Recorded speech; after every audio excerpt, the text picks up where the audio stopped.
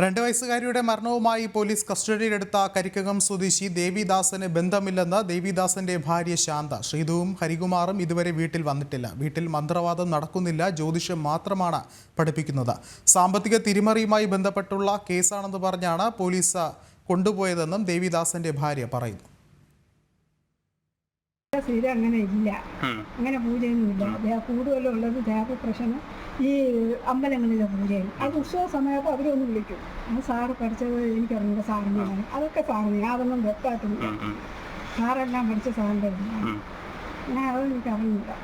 വേറെ കേസ് എനിക്കറിഞ്ഞൂല എന്താണ് ഈ പൈസ കേസിലാണ് എനിക്കറിയാം. പുറത്തുനിന്ന് ജ്യോതിഷം അറിയാൻ വേണ്ടി വരും. അത് എന്നും ഇല്ല. അങ്ങനെ എന്നും ഇവിടെ ആളെല്ലാം പഠിച്ചു നോക്കണം. ഇവിടെ മാന്ത്രികം മന്ത്രം ഒന്നും പഠിപ്പിക്കില്ല. അപ്പോൾ ഒന്നും അറിഞ്ഞൂല സാറിന്. ശ്രീനന്ദ ചേരുന്നുണ്ട്. ശ്രീനന്ദ, എന്താണ് മറ്റു വിവരങ്ങൾ?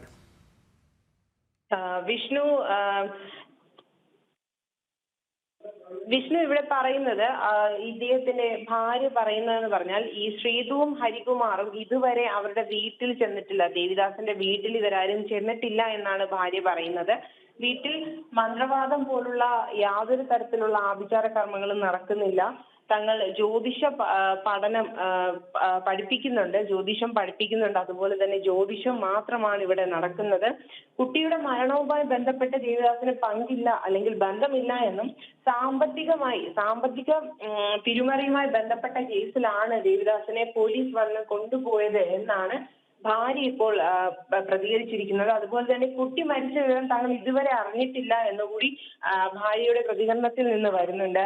വിഷ്ണു, ശ്രീനന്ദ, മറ്റൊരു പ്രധാനപ്പെട്ട ഒരു കാര്യം, ഈ പോലീസിൻ്റെ ഭാഷ്യം എന്ന് പറയുന്നത് എല്ലാവരും സംശയ നിഴലിലാണ് എന്നുള്ളൊരു കാര്യമാണ്. എന്നിരുന്നാൽ കൂടിയും എന്തുകൊണ്ട് ശാസ്ത്രീയമായ പരിശോധനകൾ അല്ലെങ്കിൽ ശാസ്ത്രീയമായ തെളിവുകൾ ശേഖരിക്കുന്നതിലേക്ക് പോലീസിൻ്റെ ശ്രദ്ധ തിരിയുന്നില്ല എന്നുള്ള ഒരു ആക്ഷേപം കൂടി നിലനിൽക്കുന്നുണ്ട്. നമുക്കറിയാം, നേരത്തെ സൂചിപ്പിച്ചതുപോലെ ഈ പ്രതിയുമായി ബന്ധപ്പെട്ട് അല്ലെങ്കിൽ പ്രതിയുടെയും കുഞ്ഞിൻ്റെ മാതാവായ ശ്രീധുവിൻ്റെയും ഫോൺ ഉൾപ്പെടെയുള്ളവ പരിശോധിക്കുമെന്ന് പറഞ്ഞിരുന്നു. എന്നിരുന്നാൽ കൂടിയും അത് സംബന്ധിച്ചുള്ള കൂടുതൽ അല്ലെങ്കിൽ അത്തരത്തിലുള്ള ശാസ്ത്രീയമായ പരിശോധനകളിലേക്ക് പോലീസ് കടക്കുന്നില്ല എന്നുള്ളൊരു ആക്ഷേപം കൂടിയല്ലേ ഉയരുന്നത്?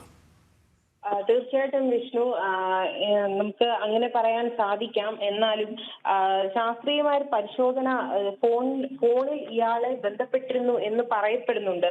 അതുകൊണ്ടായിരിക്കാം പോലീസ് ഇയാളെ കസ്റ്റഡിയിലെടുത്തതും ശ്രീധുവുമായി ഇയാൾക്ക് സാമ്പത്തികമായി ബന്ധമുണ്ടായിരുന്നു, സാമ്പത്തികമായിട്ടുള്ള ഇവർ തമ്മിൽ ഇടപാടുകൾ നടന്നിട്ടുണ്ട് എന്ന് പോലീസ് പറയുന്നത്. എന്തെങ്കിലും അവർ തമ്മിലുള്ള ഫോൺ സംഭാഷണങ്ങൾ പോലീസിന് ലഭിച്ചിട്ടുണ്ടായത് കൊണ്ടായിരിക്കാം എന്നുകൂടി നമുക്ക് അനുമാനിക്കാവുന്നതാണ് ഈ ഘട്ടത്തിൽ. ശ്രീനന്ദയാണ് വിവരങ്ങൾ നൽകിയത്.